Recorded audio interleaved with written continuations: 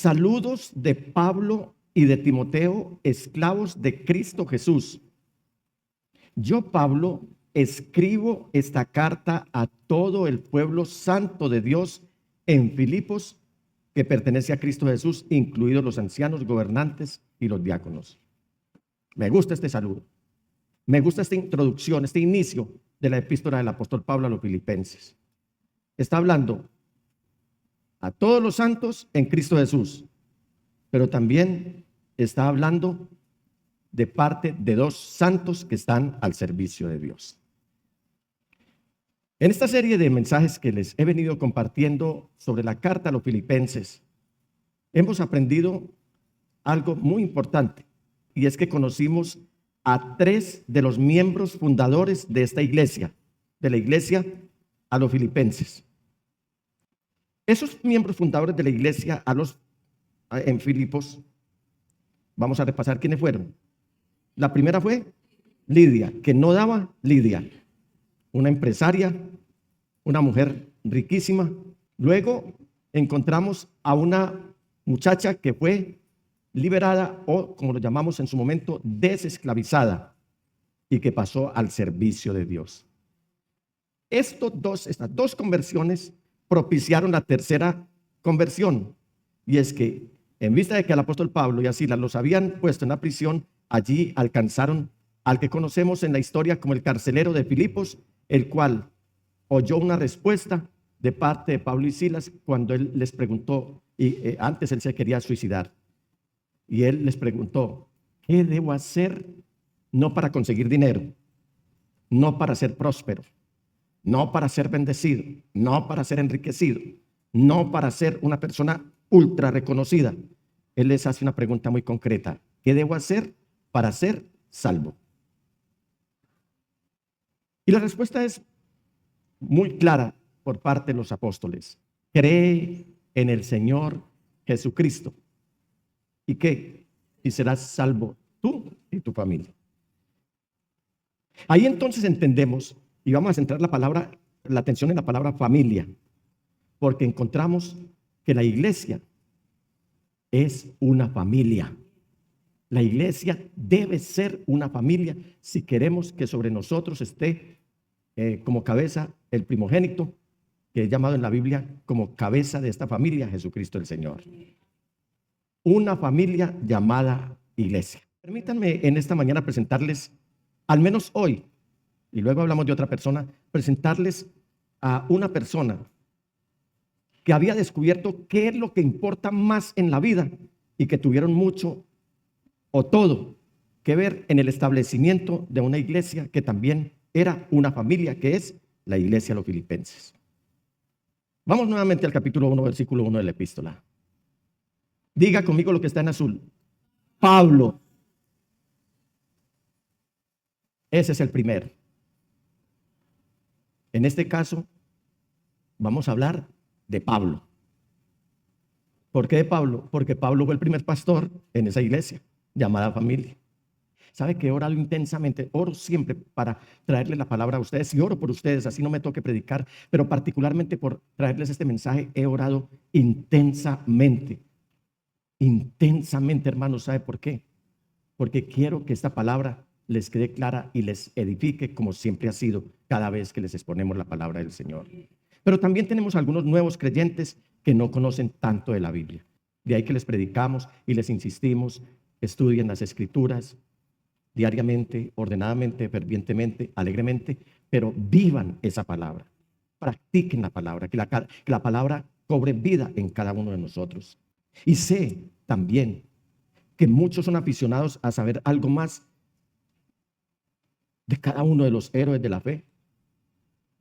Usted ha visto que hoy el tema de la farándula en los noticieros ha venido ganando gran espacio, porque la audiencia todos los días crece más, y digamos que esa parte de esa vida de los famosos se ha constituido en el buen alimento, en los buenos ingresos de los medios de comunicación, porque la gente sabe de un famoso que el mismo sistema les presenta, pero quieren saber todos los días más de ese famoso y quieren esculcarle aún a ver si tiene uñeros. Mire que por cosas que uno dice, por Dios, cómo los medios de comunicación ocupan las páginas, los titulares diciendo que a un famoso le nació una cana. Entonces, al contrario de los famosos, que a menudo tienen sus guardados, aquí veremos la vida de dos hombres y de los demás hermanos como cartas leídas o libros abiertos. Y les invito a saber algo más del primero, el que nos vamos a ocupar hoy, luego del segundo y finalmente los demás.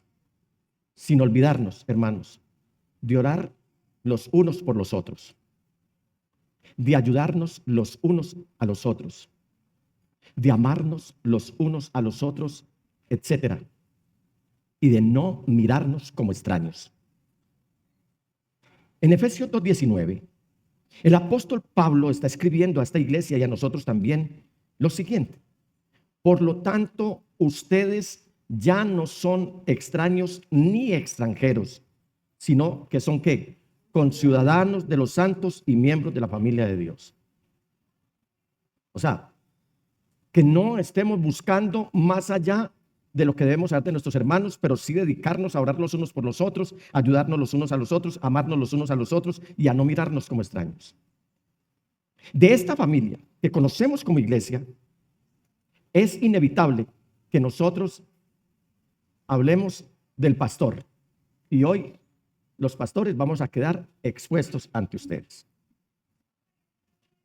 Y ahí ustedes me entenderán por qué les dije que por este sermón y por este tiempo he orado más intensamente que por todos los demás. Y ustedes seguramente ya saben mucho de nosotros, hermanos. Creo que la mayoría saben quiénes somos nosotros. Otros todavía no saben ni cómo se llama la congregación a la que asisten y tampoco saben cómo se llaman sus pastores. Pero aquí ya sabemos el nombre del pastor de esta congregación. Entonces, hablemos del pastor de una familia llamada iglesia. ¿Quién era Pablo? Sería conveniente preguntarles a ustedes quién era Pablo. Y mucha gente se equivoca respecto al que llamamos o conocemos como el apóstol de los gentiles. ¿Creen que Pablo era un matón, un paramilitar, un asesino? No. Pablo era un hombre nacido y criado en un ambiente distinto al propio grupo original de los apóstoles del Señor Jesús. Él no fue del grupo original de apóstoles del Señor Jesús. Él mismo lo dice, y al último, como a un nacido de tiempo, fuera de tiempo, o como a un abortivo, se me apareció a mí. O sea, el Señor Jesús se le apareció al apóstol Pablo, pero después de que resucitó, de una manera distinta a como se le apareció a los otros, al grupo de los apóstoles originales. Uno de los requisitos para que una persona se llame apóstol es que haya visto con sus propios ojos al Cristo resucitado. Lo demás son ministerios apostólicos o misioneros. Así que cuando a ustedes se les presenten que el apóstol fulano de tal, que el apóstol fulano de tal, no crean. Esos son títulos que ellos se han dado, se autodenominan apóstoles, porque Pablo está diciendo, y al último, como a un nacido fuera de tiempo, se me apareció a mí. Punto.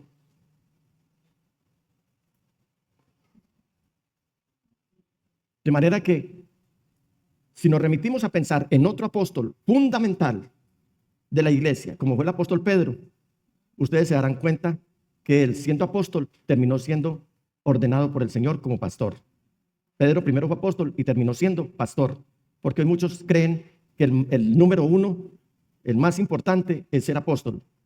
Y aquí no hay grados de importancia o de jerarquía. Pero si alguno reúne todas las características, debe ser el pastor. Y por eso de este apóstol, yo lo he llamado en esta mañana el pastor. Pablo no era un ordinario, no era una persona que era ignorante. Pablo no era un pastor de ovejas. Pablo no fue un pescador, sino que Pablo fue un intelectual, fue un erudito, Fue un hombre versado en la filosofía griega, pero también era un hombre versado en el derecho romano. Pruebas: cómo se desenvolvió en el templo del dios Ares, o en el Areópago, que dicen algunas versiones, hablando del Señor Jesucristo, ante los estoicos y los epicúreos. Y cuando él empieza a hablarles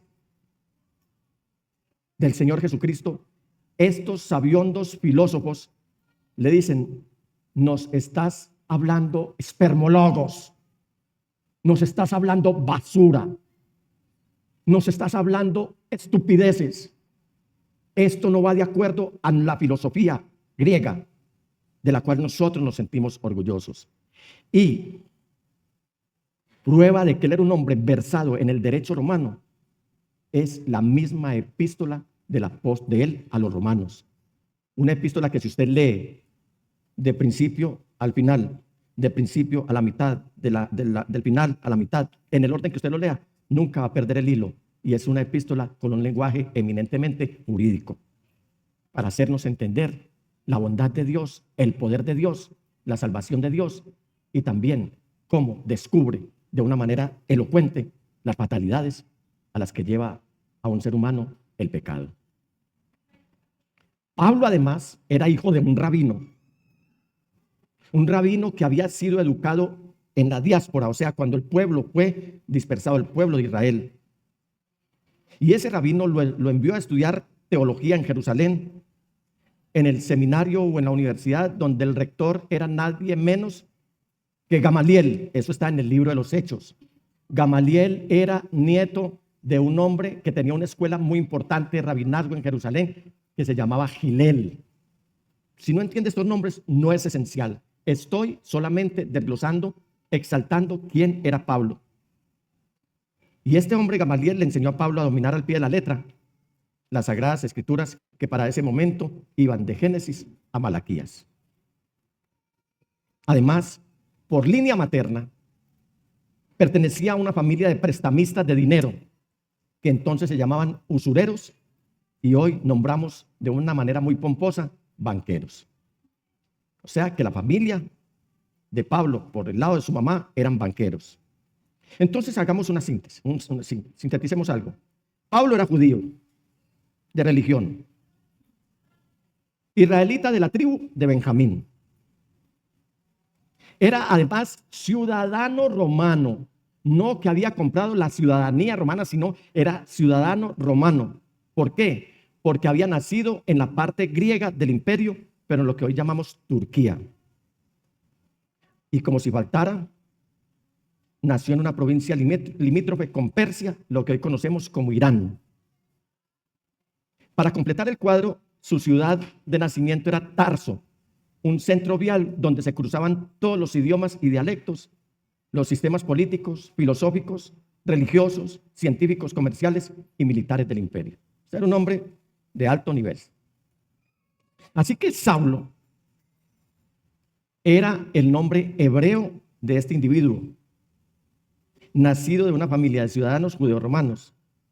Y Saulo es un nombre hebreo y Pablo es un nombre griego. Y él usó ambos nombres, según Hechos 13:9. En Hechos 13:9 él usa estos dos nombres. Entonces Saulo, o sea, Pablo, lleno del Espíritu Santo, clavó los ojos en Elimas y le dijo. Esta historia usted la puede encontrar toda en el libro de los Hechos de los Apóstoles. Sin embargo, más adelante en su ministerio, él abandonó cualquier referencia a su nombre hebreo, y sin duda, porque su enfoque en el ministerio cambió, como el apóstol del evangelio a los gentiles o los no judíos, o sea, los no hebreos. Y Pablo está escribiendo esta carta a los filipenses desde Roma, esta que iniciamos hoy. La está escribiendo desde Roma, donde está bajo arresto domiciliario. Entonces piensen, cuando ustedes lean la carta a los filipenses, se darán cuenta que esta carta es escrita de un prisionero a un poco de personas que están libres. Y cuando uno la lee, piensa que los que están prisioneros son los receptores de la carta y que quien la está escribiendo es un hombre libre. Fue más un viaje que él tuvo, un viaje que fue muy accidentado. Ustedes lo encuentran en el libro de los Hechos de los Apóstoles, y que trajo a Pablo a Roma, donde él moriría unos años más tarde. ¿Cómo empezó este viaje accidentado? Empezó siendo arrestado en Jerusalén, acusado de causar disturbios. Y no nos digamos mentiras, reconozcamos que Pablo por donde iba causaba disturbios. Lean ustedes la historia en la Biblia, y por donde iba él causaba siempre disturbios y controversias. Y parecía que estos disturbios lo perseguían por toda parte, y por lo tanto él se la pasaba de un tribunal a otro, hasta que finalmente él apela a César o al emperador. Para ese momento era Nerón. De eso vamos a hablar más adelante. En el capítulo 25 y versículo 11 de los Hechos, dice: si soy culpable de haber hecho algo que merezca la muerte, no me niego a morir. Pero si no son ciertas las acusaciones que estos judíos formulan contra mí, nadie tiene el derecho de entregarme a ellos para complacerlos. Diga lo que está en azul, mis amados hermanos. Apelo al emperador. O sea, cada ciudadano romano, lo cual era Pablo, tenía el derecho de presentar su caso ante César. Ahora, esto no significaba que César, en ese caso Nerón, lo iba a atender a él personalmente, que lo escucharía en su caso, no. Pero sí garantizaba que la Corte Suprema de Roma sí lo haría. Sin embargo, lo que Pablo realmente quería era la oportunidad de predicar el evangelio. Él no era farandulero. Él no quería dárselas de me voy a presentar, me voy a enganchar con Nerón, voy a hacerme fotografiar, voy a hacer que los medios de comunicación vean que un pastor sí puede estar de gancho con los políticos, y si son corruptos mucho mejor. La iglesia ni los pastores estamos llamados a ocupar nuestro tiempo en política. Y Pablo no iba a darse un champú de publicidad pidiendo ir hasta el emperador, porque eso no garantizaba que Nerón lo iba a escuchar. Él lo que realmente buscaba y buscó intensamente era la oportunidad de ir a predicar el evangelio en Roma. Repito, algo que él había estado anhelando por años y que finalmente llega habiendo sobrevivido a varios atentados contra su vida. Él va a enfrentar una serie de juicios. Él va a padecer un naufragio y él ahora está encadenado. Él llega no como un predicador, sino como un prisionero. Y usted puede encontrar todos los detalles que le estoy diciendo en los capítulos 27 y 28 del libro de los Hechos de los Apóstoles. Dado el beneficio de estar bajo arresto domiciliario, mientras Pablo espera su juicio en Roma, tiene la posibilidad de recibir visitas, como también escribir y recibir cartas. Sin embargo, uno de los problemas con el cual él se enfrentó fue que él tenía que pagar por el apartamento en el cual estaba prisionero, y se cree que tenía que pagar la escolta de soldados romanos para que lo cuidaran. Él estaba bajo arresto domiciliario, pero se cree que él tenía que pagar por los soldados mismos que lo estaban cuidando.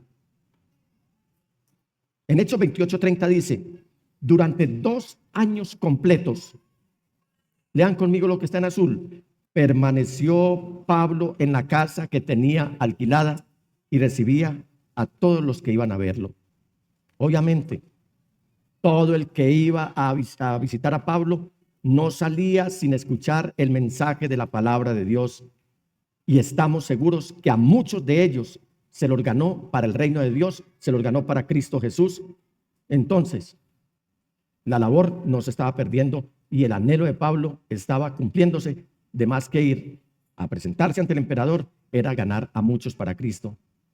Así que cuando llegamos al final de esta carta a los filipenses, él va a decir algo muy importante, porque los guardias que lo estaban cuidando ya estaban mandándole saludos a la iglesia, a los filipenses. Los otrora enemigos ahora están saludando a la iglesia. Mire cómo dice en Filipenses 4:22.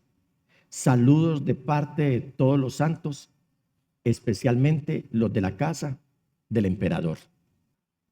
Así que Pablo ahora les está escribiendo a los creyentes en Filipos con mucho afecto, principalmente, entre otros motivos, porque esta iglesia le ayudaba a pagar su renta y el salario de los guardias.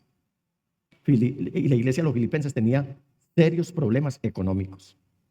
Sin embargo, esta iglesia le mandaba a Roma, hasta Roma. Usted mire el mapa, la distancia que hay entre Filipos y Roma, en una situación de comunicaciones como la que había en aquella época, para que ustedes vean si esa ofrenda era olor fragante o no ante Dios y era de bendición para el apóstol Pablo.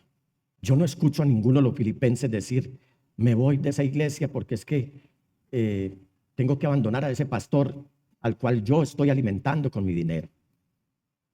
Nunca se expresaron así los filipenses. Por eso es que esta carta a los filipenses es principalmente una carta de agradecimiento de Pablo para la iglesia, por la cual él tenía un afecto especial. Necesitamos urgentemente leer la Biblia como leemos una carta de amor. Porque francamente debemos leer esas cartas de una forma totalmente diferente a cualquier otra carta. Las cartas de amor no se leen rápidamente. Las cartas de amor no se leen superficialmente. Uno gasta tiempo, entre comillas, para leer esas cartas de amor. ¿Y cómo gasta ese tiempo? Leyéndolas, estudiándolas, buscando su significado, viendo matices, analizando la intención de quien la escribe. Deberíamos leer la Biblia de la misma manera. Y en cada una de sus cartas, excepto por dos, Pablo comienza diciendo: Pablo, apóstol de Jesucristo. Pablo, llamado para ser apóstol.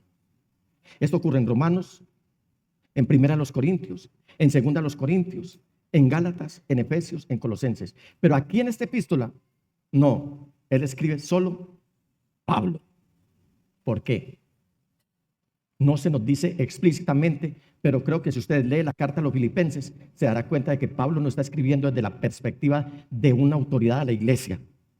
Pablo está escribiendo desde la perspectiva de un amigo a sus fieles amigos, obviamente sin perder la autoridad que Dios le ha dado como pastor.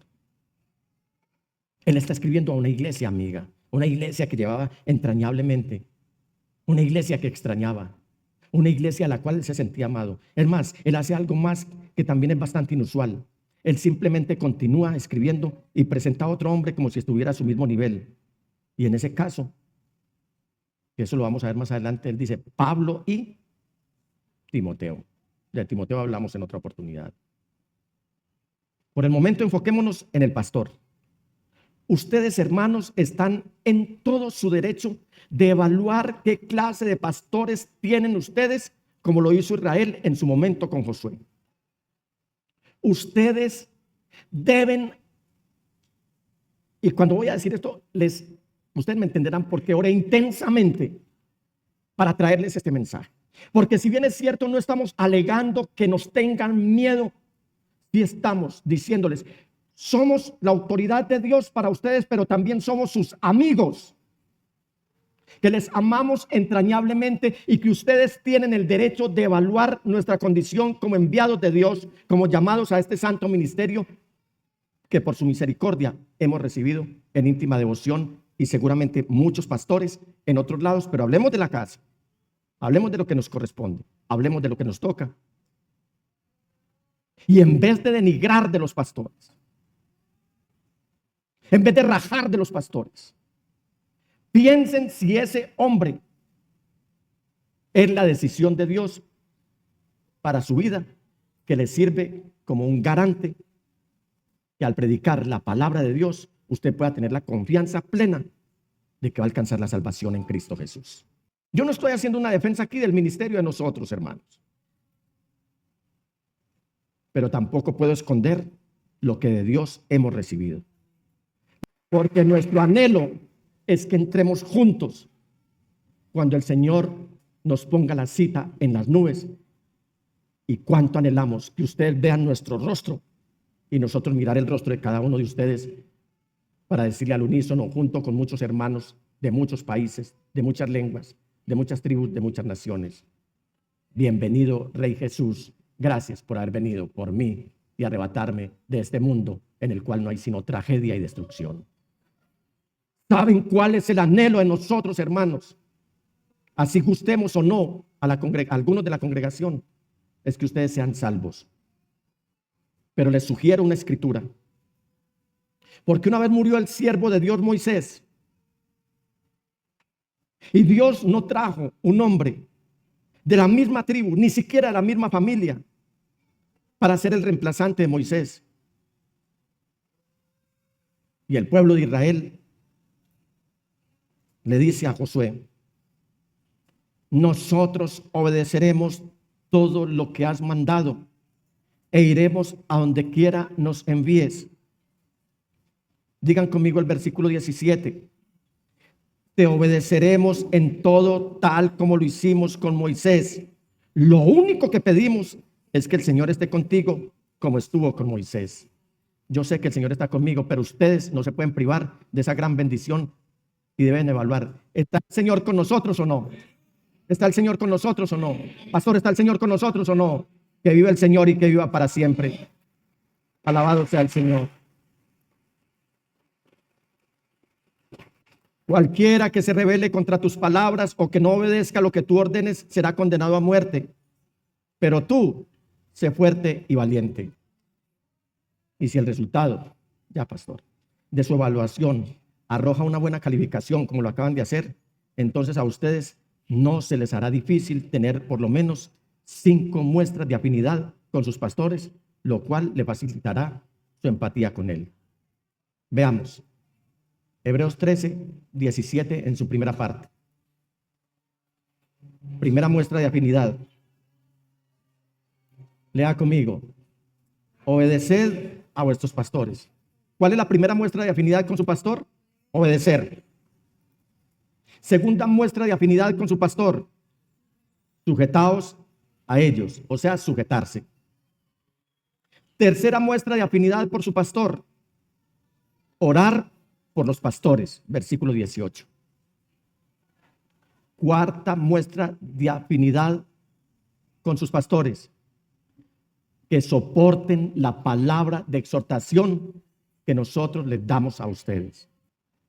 Y quinta muestra de afinidad con sus pastores, salúdenlos, saluden a sus pastores. Buenas noches, mi nombre es Juan Fernando Ruiz y quería expresarles de la bendición que nos ha traído el Señor por medio de este precioso mensaje en esta noche de una familia llamada iglesia, el pastor de esta familia.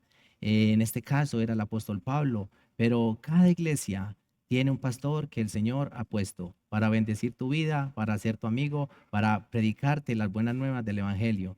Así que gloria a Dios por la vida de los pastores.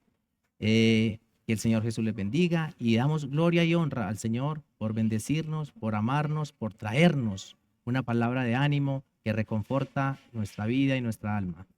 Chao, hasta la próxima. En Íntima Devoción TV es un programa producido por Íntima Devoción Iglesia Cristiana.